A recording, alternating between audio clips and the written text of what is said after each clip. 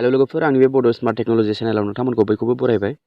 लोगोफोर जोङो गासैबो साफ्रोमबो इउटिउबारानो मनेटाइज जानायफ्राबो जायैफ्राबो जों साफ्रोमबो वाइटि स्टुडियो एप्लिकेशनखौ इउज खालामो आरो वाइटि स्टुडियो एप्लिकेशनाव गोबां समनिफ्रायनो मोनसे गोदान फिचार्स गोदान आपडेट बायदि रोखोमनि इउटिउबनि आपडेट बिदिनो फैबायानो थायो। दा वाइटि स्टुडियो एप्लिकेशनाव जोङो गोदान मोनसे फिचार्स नुनो मोननाय जादों। जेरै दा नोंथाङा नुनो हागौ नोंथाङा स्क्रिनाव नोंथांनावबो बेफोरबायदि फैदोंना फैयाखै नोंथाङा कनफ्यूज जानो हागौ आंनि चेनेला मा जाखो बा आंनि वाइटि स्टुडियोआ मा जाखो मानो बिदि फैखो होननानै। बाट बेयो जेबो कनफ्यूज जानो गोनां गैया।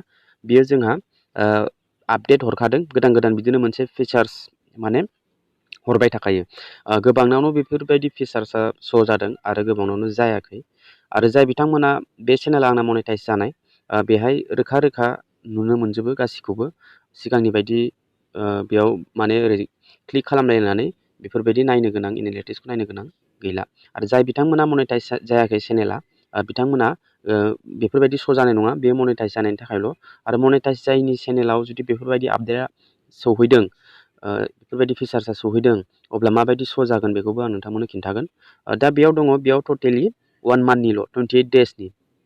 अके बेयाव साबसक्राइबार खमायनाय भिउस खमायनाय बा नोंथांनि आर्निं खमायनाय वाच टाइम खमायनाय मानि थाखाय बेफोरबायदि खमायनाय नुनो मोनो मानो होनबा बे आपडेट जालांबाय थायो मास मोनसे एटलास्ट बियो 28 डेजनिल'।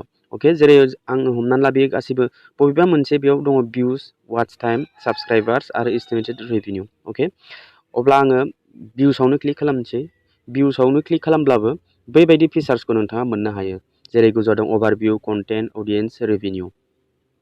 अके ओमफ्राय दानिया जों भिउसआ आंना एसेखिनिमोन मानो खमायलांखो होननानै बुङोब्ला बेयो लास्ट 29 आगष्टनिफ्राय 25 सेप्तेम्बरसिमल' जानानै दङ। अके बेखौ नोंथाङा नायनो थाखाय लाइफ टाइम भिउस नायनो थाखाय नोंथाङा मा खालामनांगोन बेयाव क्लिक खालामनानै लास्ट 28 डेजआव क्लिक खालामनानै नोंथाङा लास्ट 365 डेज नङाबा लाइफ टाइमबो होजायो। अके आङो लाइफ टाइमखौनो होनोसै। लाइफ टाइम होनाय लोगो नोंथांनि टटेलि भिउसआ बेसेबां दङ नैबे गाहायाव श' जाजोबो।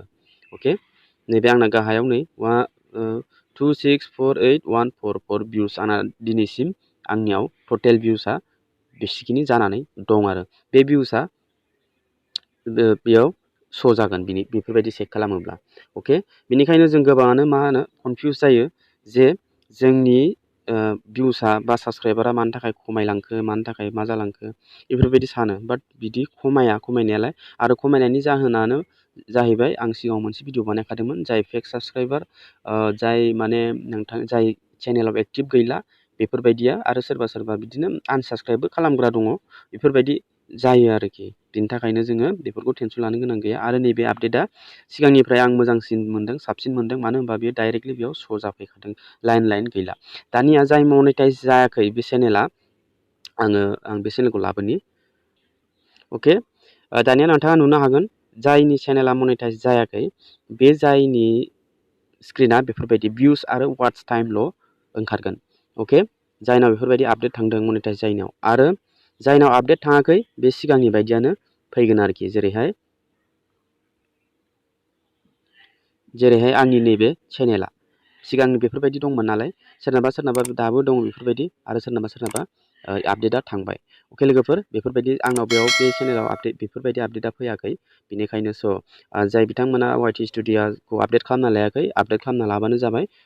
जानो हागौ नोंथांनावबो फैना दंफैयो खोमा। अके अब्ला भिडिअआ बेखिनियावनो आं बे आपडेटखौ होनो थाखायनो बे भिडिअखौ बानायनाय जादोंमोन। लोगोफोर भिडिअखौ मोजां मोनोबा लाइक खालाम आरो आंनि चेनेलाव फैदोंबा चेनेलखौ साबसक्राइब खालामनानै बेलनि अन नटिफिकेसनखौबो अन खालामनानै लादो जाहाथे बेफोरबायदि आपडेट इनफरमेटिभ भिडिअ नोंथाङा नुबाय थानो मोनो। अब्ला भिडिअखौ एसेखिनियावनो दोनथ'नाय जाबाय। लोगो मोनगोन नेक्स्ट भिडिअ। टाटा बाय बाय टेक केयार।